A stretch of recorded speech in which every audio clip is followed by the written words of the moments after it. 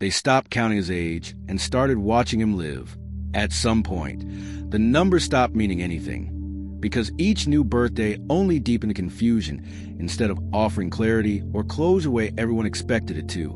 Age had once been the central reference point, a way to explain him, a way to anticipate him, a way to quietly prepare for his absence. But eventually, age failed to do its job. This story matters now because we rely on numbers to make life feel predictable. We measure years. We calculate averages. We believe age tells us when to slow down, when to withdraw, when relevance should quietly fade.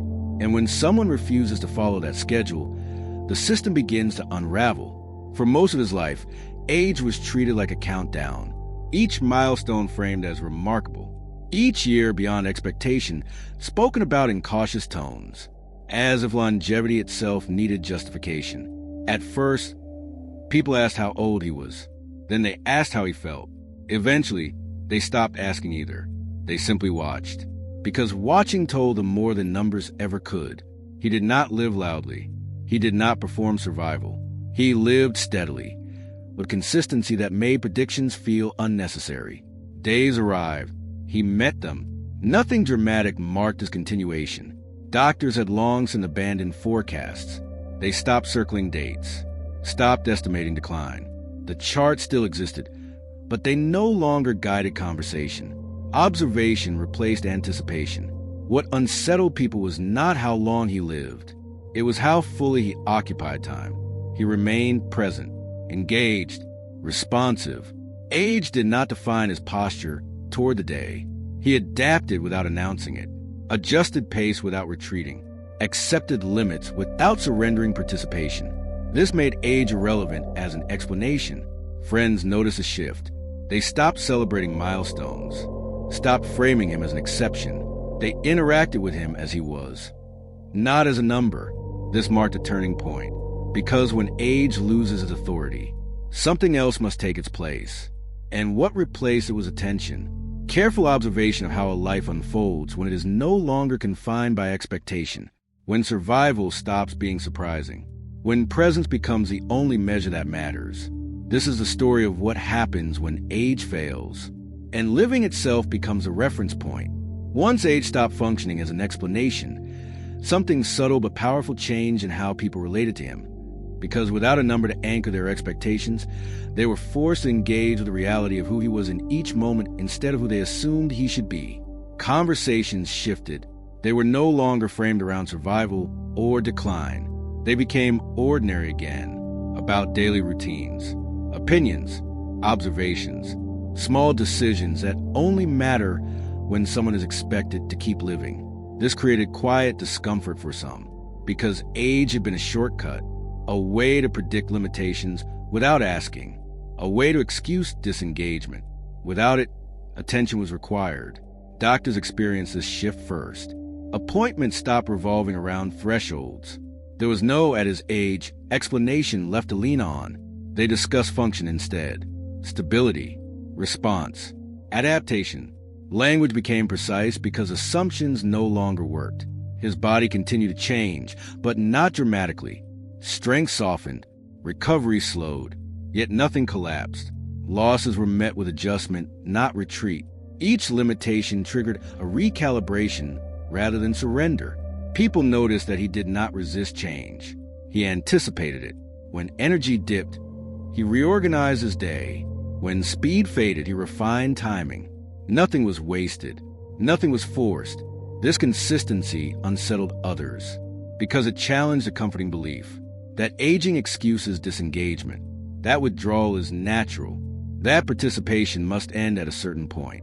He proved otherwise without argument, simply by continuing.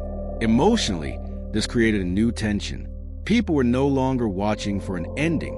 They were watching for continuity. And continuity demands recognition. He became less symbolic and more real. Not an exception, not an inspiration. Just a person still moving through time with intention. The conflict was no longer internal. It was collective. How do you relate to someone when the timeline you prepared for no longer applies? Age had once provided distance. Now presence removed it. And with that removal, Everyone involved was forced to confront a difficult question. If age no longer tells us when life should narrow, what else have we been surrendering to early? The conflict reached its sharpest edge when people realized that without age as a boundary, they had no excuse left for their own withdrawal. Because watching him continue to participate quietly exposed how much disengagement is often chosen rather than forced. He did not demand inclusion. He did not insist on relevance. He simply remained available to life, and that availability made others uneasy. They saw him adapt where they had retreated. They saw him adjust where they had surrendered, not because he was stronger, but because he had not accepted the idea that time alone decides when participation ends.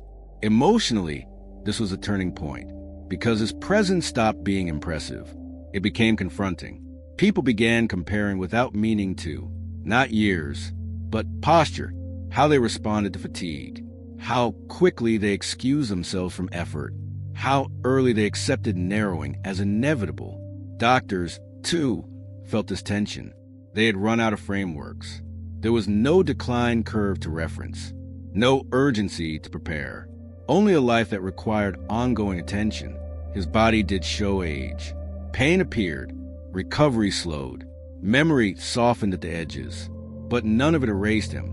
None of it removed his role in the present moment. What challenged everyone most was his refusal to dramatize. He did not frame his life as perseverance. He treated it as continuity, as if staying engaged was simply the default. This reframed aging entirely, not as a descent, but as a series of negotiations, each day asking a question, each response shaping what remained possible. The emotional peak settled here, because his life no longer asked, how long? It asked, how present? And that question lingered, uncomfortable, unavoidable. If age is no longer the measure, then responsibility returns to the individual, to choose engagement, to choose adjustment, to choose presence even when comfort suggests retreat. The tension was no longer about him.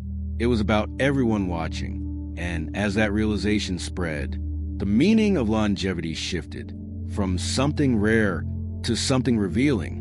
The final understanding was close, and it would not be easy to ignore. The realization arrived quietly, not as admiration or inspiration, but as an uncomfortable clarity that once age stopped being an excuse, participation became a choice that could no longer be deferred without consequence. They had stopped counting his years because the numbers no longer explained anything. What explained him was presence, consistency, the refusal to disappear simply because time suggested he should. He did not outlive age. He outgrew its authority. His life revealed something unsettling, that aging does not remove relevance. Expectation does. That withdrawal is often practiced long before it is required. And once practiced, it becomes habit. Watching him live forced a recalibration, not a biology, but a belief. Belief about when life is supposed to narrow, about when curiosity should fade, about when engagement should quietly end. He remained engaged without defiance. He adapted without complaint. He accepted limits without surrendering identity. And in doing so, he exposed how much of aging is negotiated internally, not imposed externally. Longevity, in his case, was not extension. It was continuity, remaining intact as the world assumed fragmentation, remaining involved after applause ended, remaining visible when invisibility felt convenient. This is why his story matters, because it removes the comfort of numbers. It asks something harder. What happens when age can no longer justify disengagement? His life offered no instructions, only a mirror, one that reflects back a difficult truth. That time does not decide when we stop living. We do, and as long as attention remains, so does participation. They stop